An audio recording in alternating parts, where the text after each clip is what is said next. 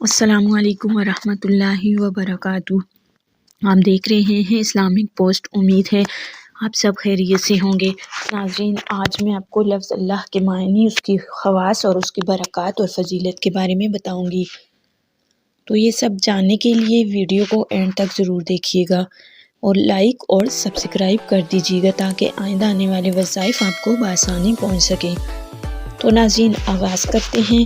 لفظ اللہ، یہ اللہ کا ذاتی نام ہے۔ اس کے معنی ہے معبود برحق، معبود حقیقی۔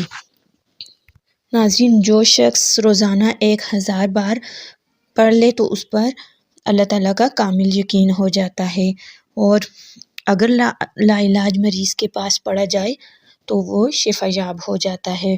جو شخص ہر نماز کے بعد 7 دفعہ پڑھے تو اس پر شیطان حملہ نہیں کرتا، وہ شیطان کے شر سے محفوظ ہو جاتا ہے۔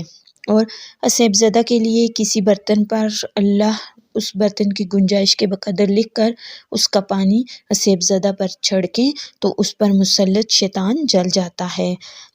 جو شخص جمعہ کے دن عصر کی نماز کے بعد قبلہ رخ بیٹھ کر مغرب تک یا اللہ یا رحمان پڑھتا رہے گا، پھر اللہ تعالیٰ سے جو چیز بھی مانگے گا اللہ تعالیٰ اس کو ضرور عطا فرمائیں گے۔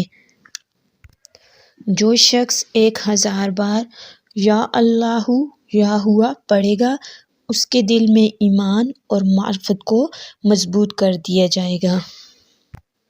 اور جس شخص کے دل میں ہر وقت شیطانی وسواس آتے ہوں تو اس شخص کو چاہیے کہ وہ روزانہ 100 مرتبہ یا اللہ پڑھے تو وہ شیطانی وسواس سے محفوظ رہے گا۔